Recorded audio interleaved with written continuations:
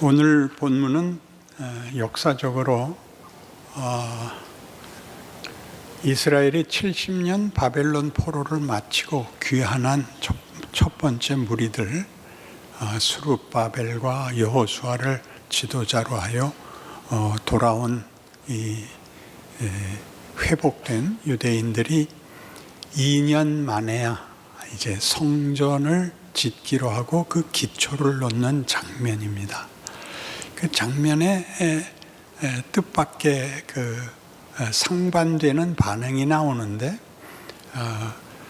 첫 성전을 봤던 사람들은 아마 이제 나이가 70년 포로 생활을 마쳤으니까 그 봤다 그러면 하여튼 10살은 넘었을 테고, 80에서 90 된 사람들은 통곡을 하고, 이제 그 후에 후손들은 나라의 회복을 기뻐하고 하는 것이 어우러져서 우는 소리인지 찬송하는 소리인지 모를 만큼 그 두 고백이 혹은 그 고함이 이렇게 넘쳤다 하는 얘기를 하고 있습니다.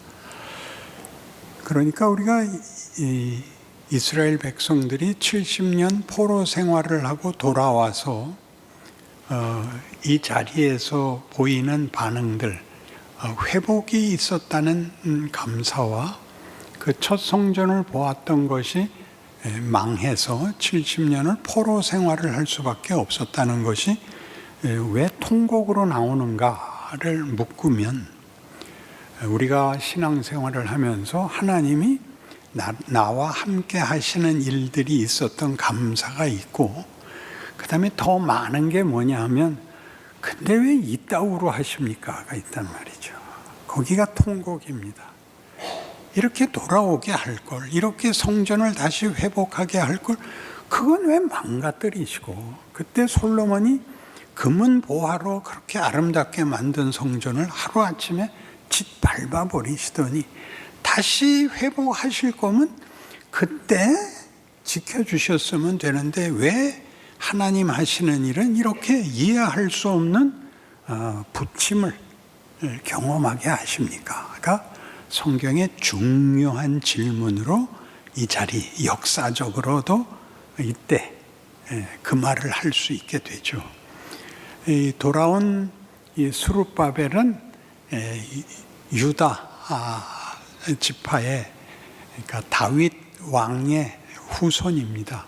그래서 그가 왕이 되어야 마땅한데 식민지라서 그가 총독으로 옵니다.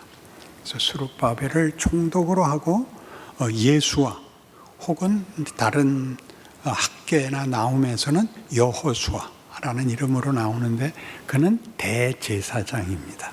그러니까 맨 처음 하려고 했던 게 성전 건축이고, 다시 말해서 하나님께 예배 드리는 것을 최고의 책임으로 이해하고 있습니다. 그러나 오늘 우리가 이 성경이 이런 일들을 우리에게 소개하면서 묻는 것은 도대체 역사란 뭐냐 하는 것입니다. 인류 역사뿐만 아니라 기독교 역사가, 특히 구약이 왜 이런 우리가 이해할 수 없는 과정을 반복해야 하는가? 하나님 말씀 안 들으면 너희 망한다. 그렇지만 버려두진 않는다가 역사 속에서 계속 반복되어 여기까지 이르자 드디어 이런 통곡이 나오게 되지요. 신명기 4장 32절 이하를 보시면 모세가 이제 이스라엘 백성에게 유언 삼아 하는 이야기가 신명기입니다. 신명기의 이 말은 일종의 유언같이, 일종의 예언같이 되는데, 이제 우리 본문이 뜨면 같이 보십시다. 신명기 4장 32절 이하의 말씀인데 여러분 같이 읽겠습니다. 내가 있기 전 하나님이 사람을 세상에 창조하신 날부터 지금까지 지나간 날을 상고하여 보라. 하늘 이 끝에서 저 끝까지 이런 큰 일이 있었느냐? 이런 일을 들은 적이 있었느냐? 어떤 국민이 불 가운데서 말씀하시는 하나님의 음성을 너처럼 듣고 생존하였느냐? 어떤 신이 와서 시험과 이적과 기사와 전쟁과 강한 손과 팔과 크게 두려운 일로 한 민족을 다른 민족에게서 인도하여 낸 일이 있느냐?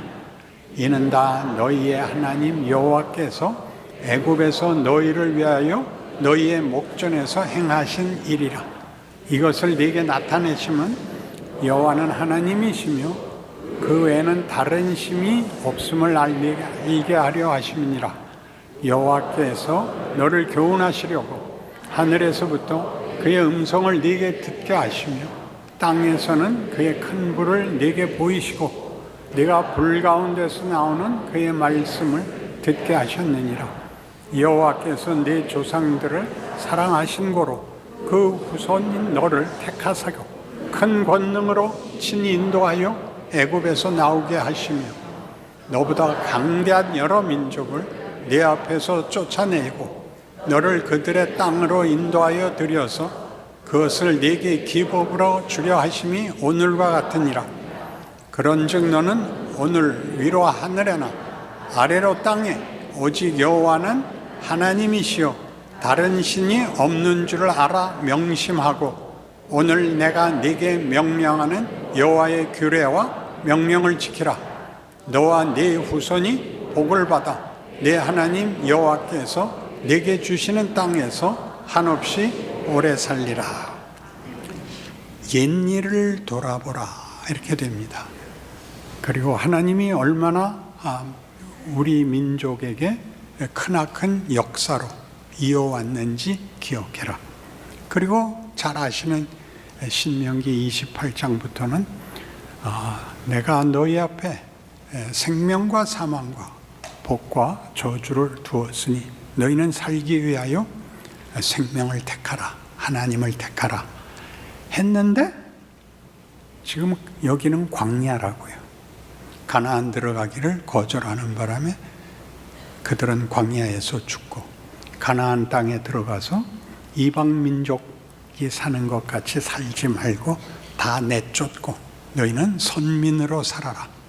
그 말 안 들어서 사사기를 여럿 세울 수밖에 없는 주변 국가들의 침략을 내내 받고 그래도 못 알아들어서 우리도 무력을 힘을 합쳐야겠다가 열왕기가 되어 왕을 리더로 하는 국력을 합쳐서 외적과 싸우자 그랬더니 하나님이 이번엔 대적들을 더 큰 제국으로 만들어서 아시리아나 바벨론이나 페르시아나 뒤이어서 그리스, 로마 시대까지 종노릇하는 생활을 이어가고야 그 다음에 예수님이 오십니다. 그래서 이런 이스라엘의 역사가 주는 교훈은 뭐냐?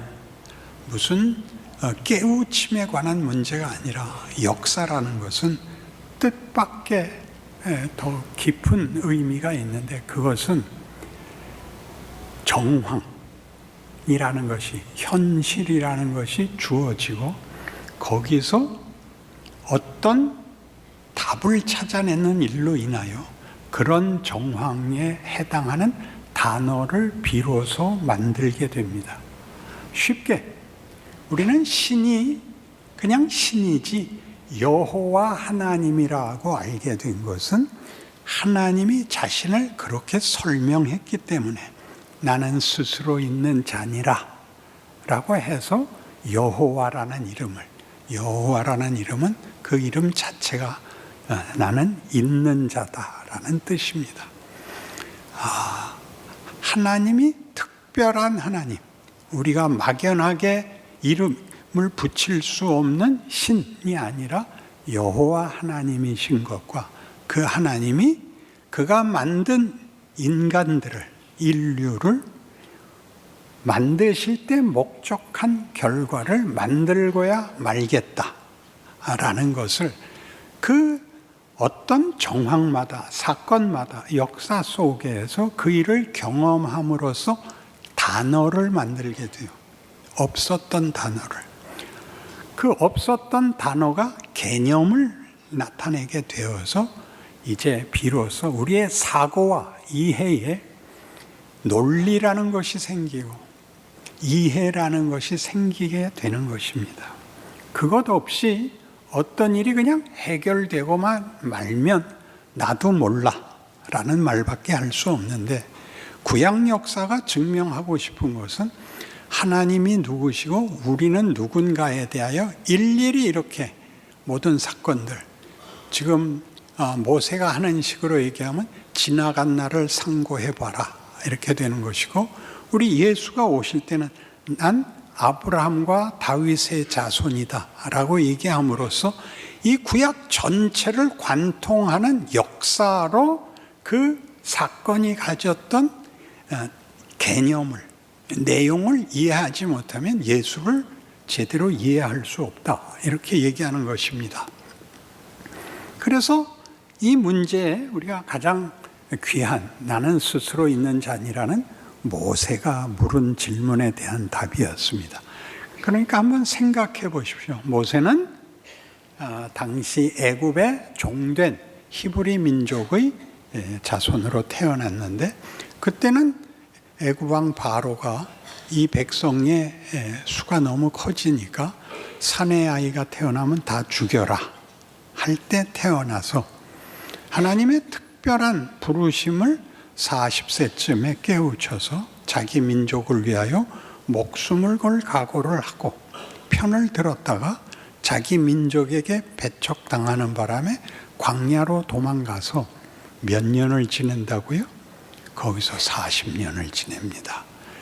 그 80세가 되어서 아무 낙이 없다고 생각했던, 분노도 절망도 후회도 다 잊어먹인 체념의 상태에 있을 때 오죽하면 거기서 얻은 아들 이름이 게르솜, 이방 나그네. 이방 나그네라는 건 나는 떨거지다.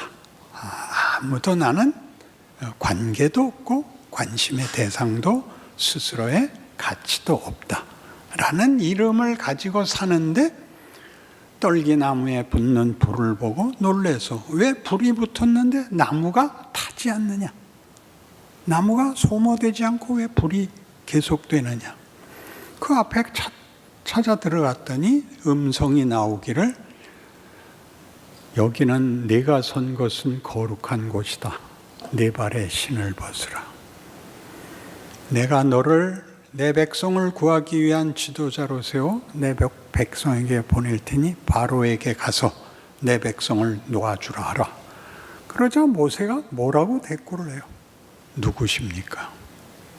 그 누구십니까에는 신은 누구십니까를 묻는 정도가 아니라 여태껏 뭐하고 계시다가 이제야 저 80입니다.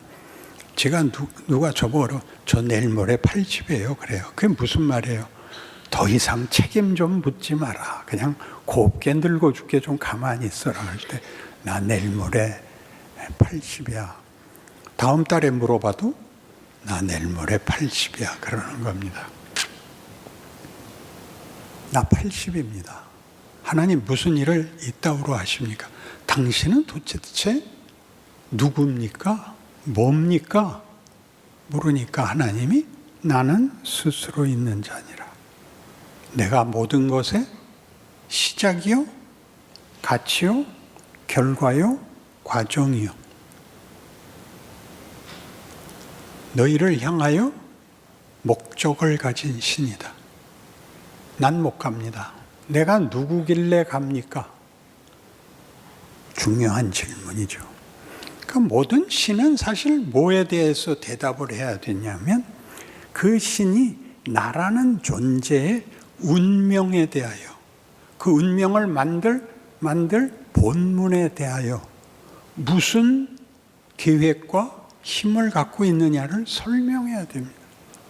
그러려면 그 신과 나와는 무슨 관계이길래 신이 내게 이러십니까를 물어야 됩니다.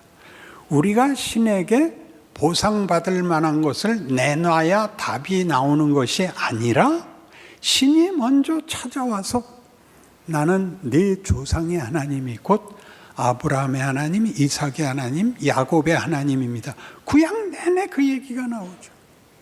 나는 너희 조상의 하나님인데 내가 너희 조상에게 한 약속을 이루기 위하여 이제 너를 불러 세웠으니 너는 가라. 이렇게 선지자들이 보냄을 받는 것입니다. 그래서 우리가 잠깐 인류 역사를, 성경 구약에서 보는 인류 역사를 우리의 신앙 차원에서 특권을 가지고 본다면, 하나님이 인간을 만드실 때 우리의 형상을 따라 만들기로 하고 진흙을 빚어 만듭니다. 그건 굉장히 의미 있는 겁니다.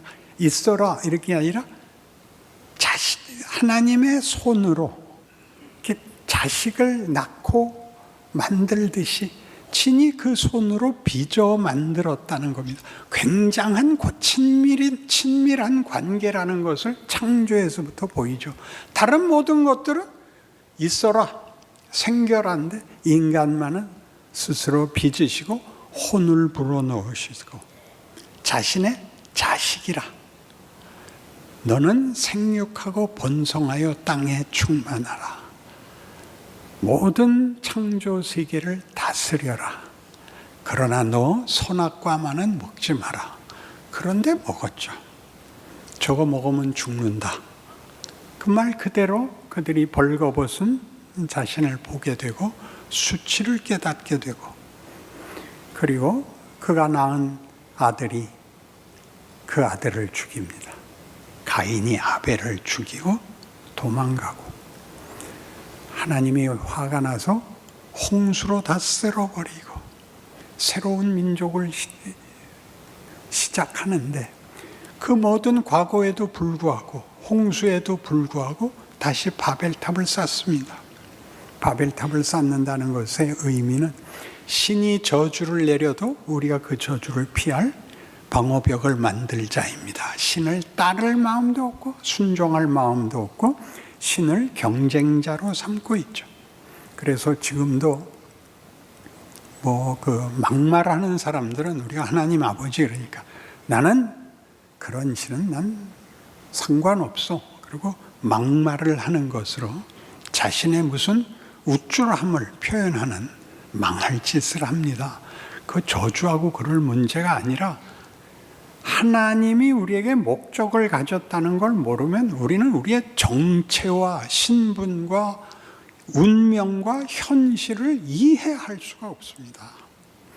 그렇게 된 그때에 바벨탑을 짓자 하나님이 얘네들 놔두면 합심해서 한꺼번에 망하겠구나. 그래서 흩고 느닷없이 그때에 내가 네게 복을 주어 네 이름을 창대케 하리니 너는 복의 근원이 될지라.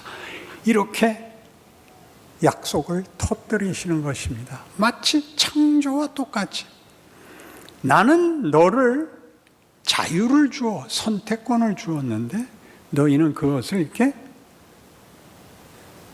나를 모욕하고 반대하는 것으로, 그래서 죽음을 자초했지만 나는 너희에게 처음에 만든 너희라는 존재의 운명과 내용을 버려둘 수 없다 라는 선언이 아브라함인 것입니다.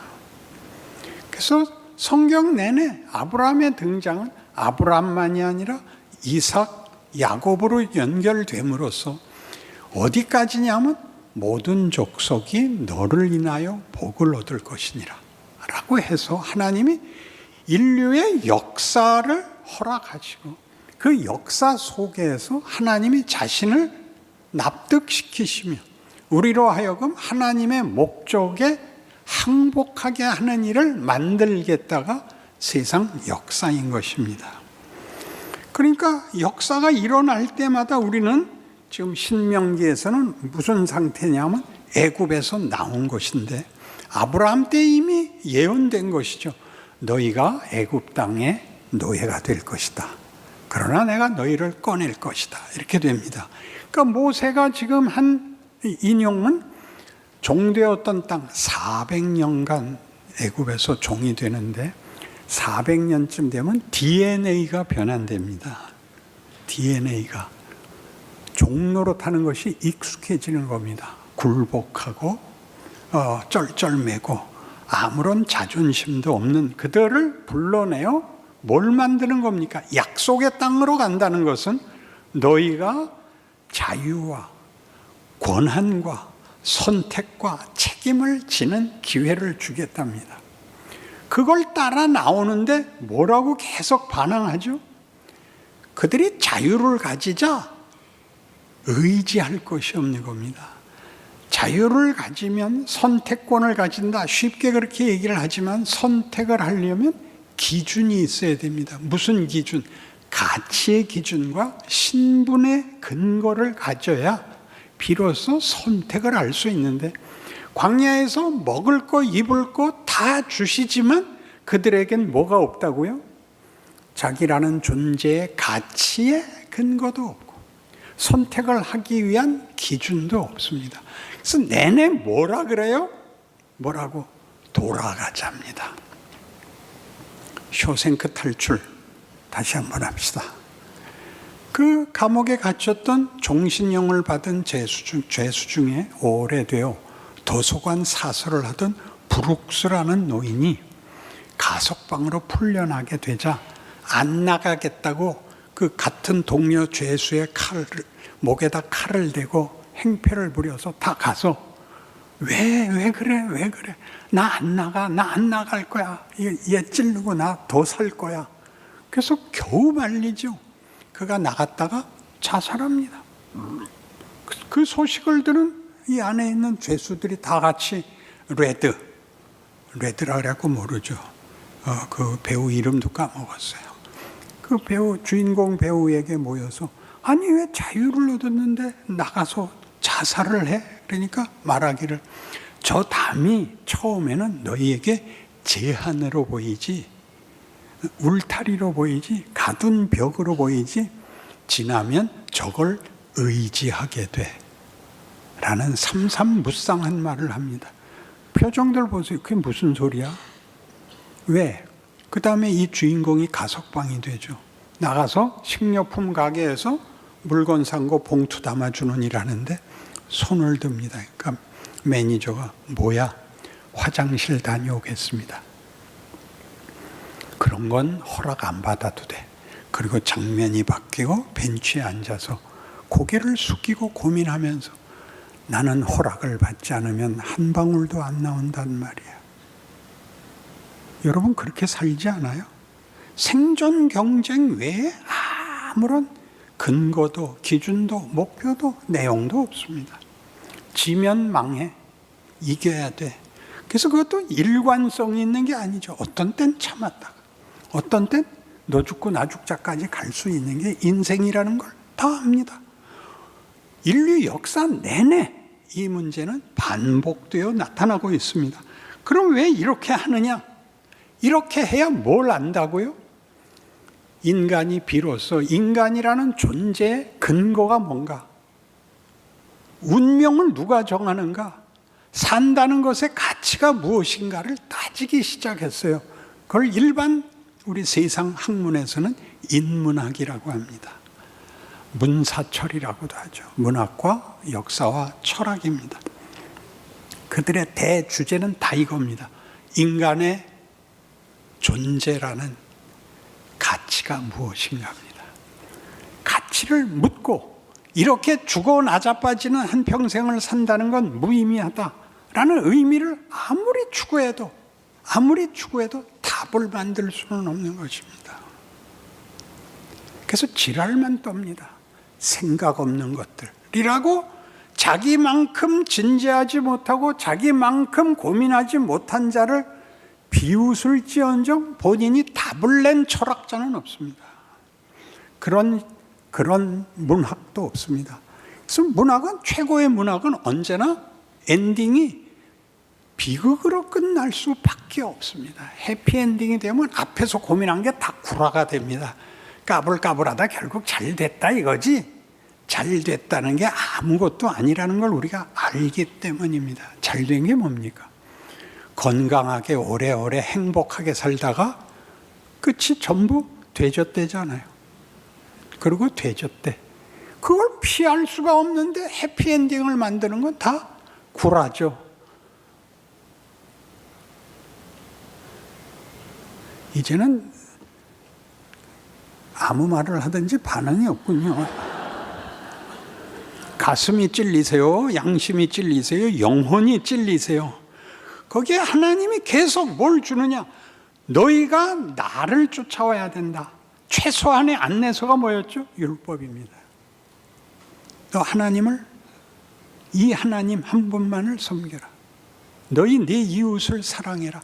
할 수가 없더라는 거죠. 생존 경쟁뿐이니까. 내 필요를 내가 채울 수 없고 어느 누구도 자기 필요를 자기 혼자 세울 수가 없으니까 우리는 누구를 이김으로써, 누구를 무찌름으로써 간신히 한번 이겼다. 더 가짐으로써 한번 성공했다 라고 가질 수 있지만 성공과 승리가 곧 답이 아니라는 것은 누구나 다 알고 있습니다. 그 인생을 왜 주신다고요? 나를 만나기까지는, 나에게서 답을 얻기까지는, 나와의 관계가 성립되기까지는 너희에겐 답이 없느니라. 너희라는 존재는 부족하다는 걸 내가 지적하려는 것이 아니라 나 하나님은 너희를 나에게서 사랑과 믿음의 상대로 만들려고 만들었고 이 과정을 허락하는 거다. 아니, 아담이 선악과 안 먹게 하면 됐었잖아요. 선악과를 안 만들면 됐었잖아요. 아니다. 사랑과 믿음의 대상이 되려면 자발성을 가지고 실력을 가져야 된다. 그러려면 너에게 선택권을 줄 수밖에 없었다. 선악과 따먹은 거 나 욕하지 않는다. 선악과 따먹은 것이 나와의 분리를 너희가 만들었기 때문에 너희는 가치가 없고 소멸될 수밖에 없다는 현실을 보는 것이 역사다. 그럼 배워라. 왜 우리는 죽는 건 까짓거 타협한다 쳐도, 체념한다 쳐도 살아있는 동안은 왜 멋있을 수 없습니까? 영생이라는 것은 다만 생명의 무한한 연장이 아니다. 그것은 가치와 만족과 행복의 충만인 것이다 라고 얘기하기 위해서 이스라엘 역사가 있는 것입니다. 하나님이 그러니까 뭘 하시는 겁니까? 내가 진리요 생명이요 영광이며 사랑과 믿음의 본문이다. 그건 나밖에 만들 수 없다. 내가 너희를 이걸 만들기 위하여 이 실력을, 이 본문을 만들기 위하여 이 기나긴 역사를 잇고 있느니라. 네가 오늘 분내고 반발하고 침통해하는 그것으로 너를 지금 도전하고 있다. 따져라, 울어라. 그래, 반발해라. 너 그래, 가서 절벽에서 뛰어내려라. 그거 가지고 내가 다 일을 하마. 이렇게 되는 것입니다. 안다스탱? 현실이 하나님이 없는 자리, 하나님이 보지 않는 경우가 없다는 것을, 그러니까 우리 역사에 저 과거 모두가 나를 위해서 있다. 나 하나를 위해서 있다. 나 하나가 각각하게 나 하나를 위해서 있다. 이렇게 된 게 기독교인 것입니다. 그래서 우리 보고 뭘 하려는 겁니까? 우리가 어떤 상대인가, 어떤 대상이고 목적인가가 너를 만드는 일을 위해서 나 없으면 뭐가 되는가를 보게 하는 역사요. 그 역사 속에서 나를 아는 자가 저들 앞에 쟤네는 우리와 달라 의 증인이 되는 이중적 기회를 내가 허락하고 있다. 너희가 살아있고 고민하고 있고 혹 대강 스스로를 기만하여 행복한 척하고 있는 모든 것으로 다시 더 깊은 영혼의 도전을 답하라. 인내하고 감사하라. 어디까지 나와요? 시편 8편에서 온 땅이여 여호와를 찬송하라. 사람이 무엇이길래 하나님께서 이렇게 귀하게 대접하십니까? 시편 8편이에요. 욥기 7장에서 욥은 답이 없는 고난의 끝까지 가자 뭐라고 아우성을 쳐요? 하나님, 내까지 것 하나 아무것도 아닌데 그냥 훅 풀어버리세요. 뭘 이렇게 붙잡고 고통스럽게 시간을 끄세요? 나도 나를 버렸는데 하나님은 왜 날 안 버리세요? 어디까지 오죠? 내가 하나님에 대해서 듣기만 하였사더니 이제 내 눈으로 봅니다. 이게 무슨 뜻이라고요? 장님 코끼리 만지기라 그랬죠. 장님들이 코끼리 나 만져봤어. 뭔데? 기둥이야? 나는 벽이었는데? 나는 호수였는데? 난 큰 부채였어. 그게 왜 우리에게 웃음을 자아내죠? 우리는 코끼리를 봤으니까 저것들을 봐라. 그게 우화가 된 겁니다. 우화가 통하는 이유는 뭐라고요? 봐야 알게 되는 겁니다. 다 만져야 되는 게 아니라 하나님이 우리로 보게 하십니다. 그게 성경입니다. 왜 예수가 와야 되느냐? 하나님이 자기를 보이십니다. 빌립이 묻죠. 아버지를 보여주옵소서. 그리하면 족하겠나이다. 왜 그 질문이 나왔다고요? 예수 갖고는 안 되겠거든요. 신이 있다면 그냥 한번 쓱 쳐다보면 행복해지고, 윙크 한번 하면 왕이 되고 그래야 되는데, 이 신인데 인간을 넘어선 존재라는 건 이해하겠는데 죽은 자를 살리잖아요. 장님을 고쳐, 안진뱅이를 일으켜, 바다를 잠잠케. 근데 이게 확 드러나는 결론이 없잖아요. 예수님의 대답이 뭐예요? 나를 본 자는 아버지를 보았거늘. 나를 믿으면 내가 하는 일을 저도 할 것이요 이보다 큰 일도 하리니 내가 아버지께로 가미로라. 우리를 본 자가 예수를 보는 거예요. 완성된 도덕성이나 완성된 종교성이 아니에요. 인간이라는 존재가 드디어 영생의 길에 들어선 그 다름이 우리에게서 어떤 것으로든, 향기로든 표정으로든 반응으로든 어떤 데서 시작이 될 수밖에 없어요. 그렇게 하나님 일하고 있습니다. 우리에게 일어난 모든 일이 우리에게 증언하고 있습니다.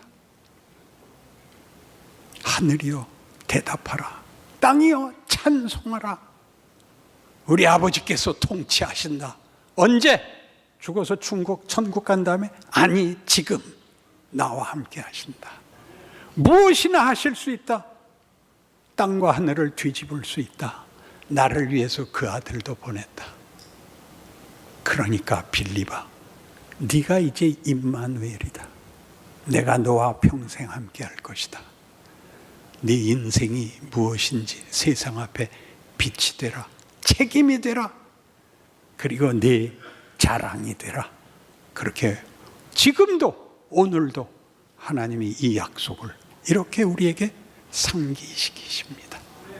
여러분의 현실을 조건 삼아 충분한 조건인 것을 아시고 신앙과 증인으로서의 책임에 있어서 기적이 되시기를 바랍니다. 기도하십시다.